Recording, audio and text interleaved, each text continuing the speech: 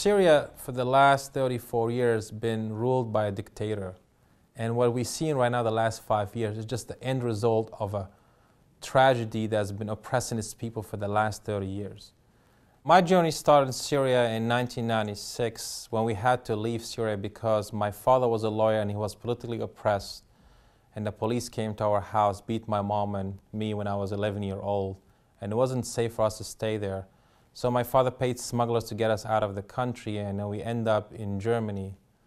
We went from a middle-class family living in a beautiful home, going to living in refugee camps where we share restroom with the entire floor.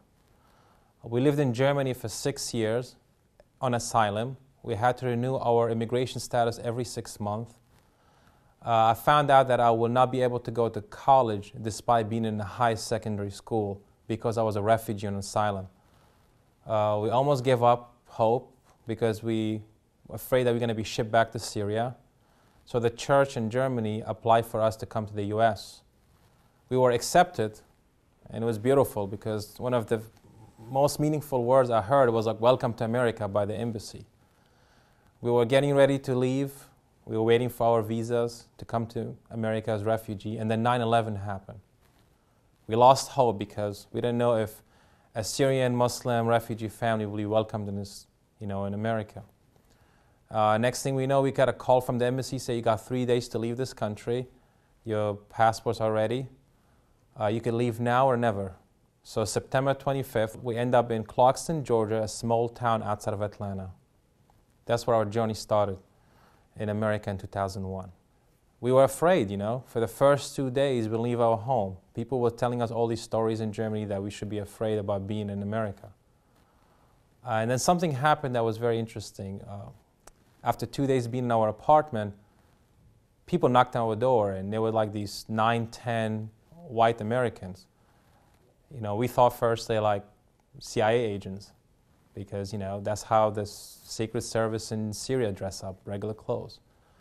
They came to our house and they told us, "We are members of All Saints Episcopal Church, and we heard about you through your organization. We're here to welcome you." They brought food and furniture. And it was a very inspiring experience because how does a Muslim Syrian refugee family is welcomed by a Christian Southern church right after 9/11? And then we knew there's something special about this country. Me as an 18-year-old high school senior, within 3 weeks being in this country, I picked up a job as a dishwasher, washing dishes for 30, 40 hours a week. I would leave high school, I would go wash dishes, and weekend I work like 20, 30 hours. The interesting part, the restaurant where I wash dishes is actually 1 block away from Emory University where I trained today as a cardiology fellow. I knew I wanted to do something with my life that I could never lose it. In Syria, we lost everything, we came to Germany. And when in Germany, we lost everything to come to America. And I knew I wanted to become something that I could always use anywhere around the world. And I remember my friend in Germany had leukemia and he died. And I used to be with him in the hospital. And I realized the power of being a doctor, how you can make people feel better. And it's a skill that you could use anywhere in the world. It was difficult. It was hard to apply to college. When I went to my counselor in my school, I said, "I want to be a doctor," she laughed. And I realized nobody in my neighborhood become doctors. So it's kind of like, why would I become a doctor who doesn't even speak English now? But like you say, like Einstein said, you find an opportunity in every challenge. So when I was washing dishes, I tell myself for every dish I wash, I will read a page of a book so I can learn better English. And maybe that's how I could pass my test. So I arrived here in September 2001. I started college in August 2002.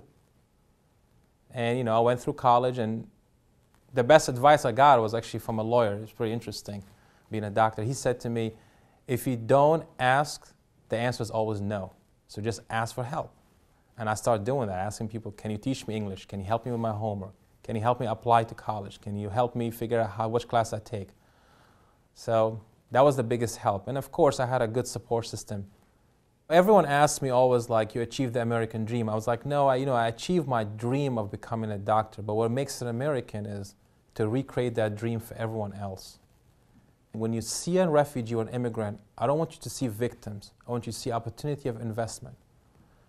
The All Saints Church members, when they came to my home, Barbara Thompson, who helped my brother get into school, Oh, but my mentor, Dr. Omar Latouf, who believed in me when he saw me washing dishes, believed that one day I could become a successful person, and they invested their time and effort for me to be able to do that.